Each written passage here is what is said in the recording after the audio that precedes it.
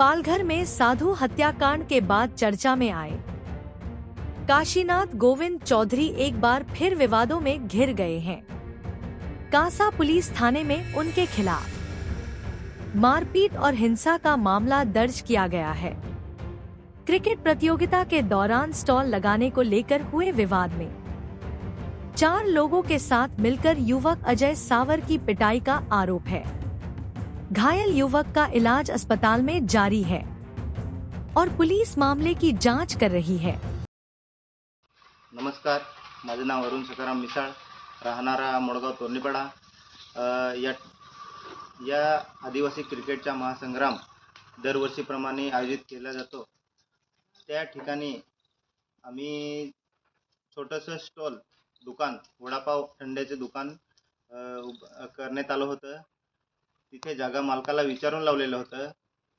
तिथे काशीनाथ चौधरी येऊन बोलतो की इथे दुकान तुझं पाहिजेच नाही, 2 मिनिटात खाली करून टाक, नाहीतर आग लावून देईन।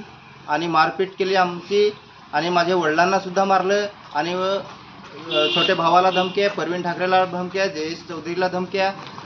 ह्या लोकांना बरं वाईट काही झालं तर काशीनाथ चौधरी जिम्मेदार राहील। याच्यानंतर आमच्या पोरांना काही झालं नाही पाहिजे। आणि दिवसात ढवळ्या येऊन मारहाण करतो। ते दुकान आमचं, माझं आणि माझ्या वडिलांचं होतं। तिथे अजय सावर येऊन बसलेला होता, थंडा पीत होते। तर त्याचा काही तिथे दुकानामध्ये इन्व्हॉल्व होताच नाही, तर त्याला सुद्धा भरपूर मारपीट केली। लाकडाने मारलंय, हाताने मारलंय आणि वडिलांना मारलंय। आणि मारणारे त्यांचे 4-5 कार्यकर्ता सुद्धा आहेत। नमस्कार, माझे नाव शीतल जयेश चौधरी। काशीनाथ चौधरी माझ्या नवऱ्याला वारंवार जे मला धमकी देत आहे। उद्या उठून बरं वाईट काही झालं जे जिम्मेदार काशीनाथ चौधरी आणि त्याचे कार्यकर्ते असतील। धन्यवाद। माझे नाव अजय रत्ना सावर। 23 तारीखला मी तिकडे गेलो ग्राउंडवरती। तिकडे गेल्यावरती मी दुकानात जाऊन बसलो।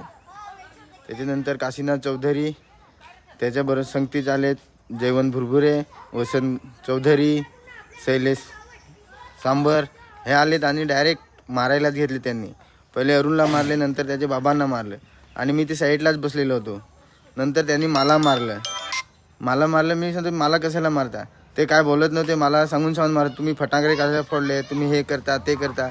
बरं आम्ही काय केले असे करून मला मारलं त्यांनी ना। मग मला तो बोलत होता, मी काय सांगतो साधू मारलेत काय, असं सांगून मला मारत होता। मी काय त्यांना काय बोललोच नाही। मग मी त्यांच्या हातातून निघून पळाला।